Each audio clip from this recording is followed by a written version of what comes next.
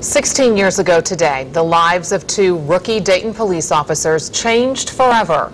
One was killed, the other critically injured. I remember that day very well. I'd only been here about 6 months at that point, as does Jim Bucher, who was part of our coverage that day. So new at 5:30, Jim talks with the survivor about why he still fights crime all these years later.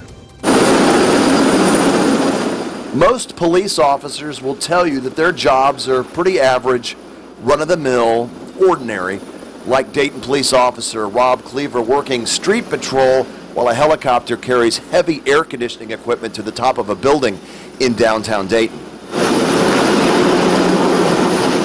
Or an ordinary leg stretching before he and his four-legged partner Kira hit the streets. Come here. That a girl. She's a good girl, yeah. But on May 23rd, 1996, that ordinary day turned into extraordinarily frightening when Officer Cleaver and fellow Dayton police officer Jason Grossnickel were entering 3rd District headquarters here on West 3rd Street inside the old Roosevelt Center when they were approached by 24-year-old Maurice Fareed. He said, "Hey officers, how are you doing?" Well, I was focused going in the door. Jason was behind me, and the next thing I know, we were hit with gunshots. It happened in a flash. Quick. Really fast. Grossnickel was hit. He had his hand on the door. It ended up hitting him in the hand, split his fingers. The assailant was relentless, this time firing at Cleaver, hitting him in the jaw. Came in right about here. It deflected down underneath and came out over here.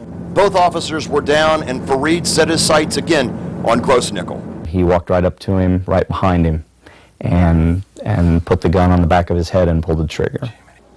25-year-old Jason Grossnickel, a third-generation Dayton police officer, and just a little less than 4 months out of the Dayton Police Academy, a classmate and friend of Cleaver's, was dead.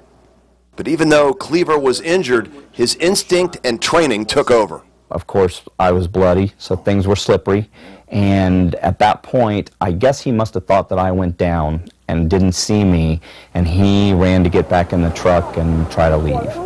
Somehow, Cleaver was able to fire his weapon, hitting the suspect numerous times, along with other Dayton police officers now on scene. Fareed lay mortally wounded, with only his family left to answer why. He basically said, "I'm tired of being pushed down, I'm tired of being oppressed, I'm tired of being squashed down by everybody." He said, "Before the holiday weekend, I'm going to do something to make something happen." Cleaver recovered from his wounds, and after a lengthy discussion with his wife and young daughter, decided not to change professions, but rather to get back in the game. The only thing that went through my mind was I'd like to try to make it back, and I worked towards that. And you did it. Back on the force in no time.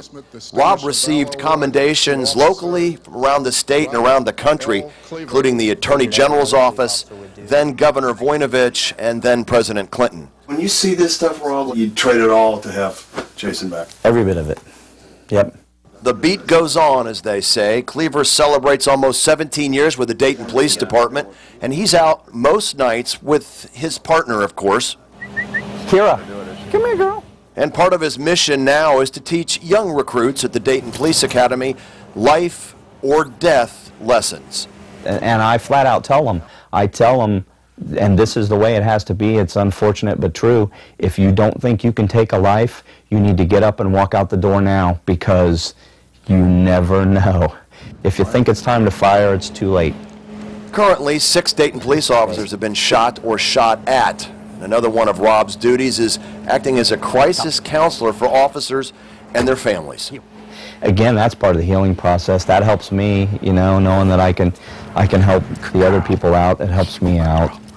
My final question could be the million-dollar one, and it could be one you're thinking of at home right now. With all that he's gone through, the gun battle, being wounded and losing his best friend, how do you carry on? Good girl. You can hang in there and go with a little bit of the pain and stuff. I mean, it's not perfect. You know, I'm probably not completely all right up here. Never will be. Maybe never was. I don't know. But we know one thing. The word quit, for now at least, is not in the Cleaver conversation. What you doing? Never crossed my mind. Never crossed my mind. With officers Cleaver and Kira, Jim Bucher, 2 News. That makes life better, huh? Rob Cleaver was involved then in a second shootout in 2001, and that one he was not hit, but said he promised his wife and kids that if there's a third time, he'll retire. We've posted the complete interview for you on WDTN.com.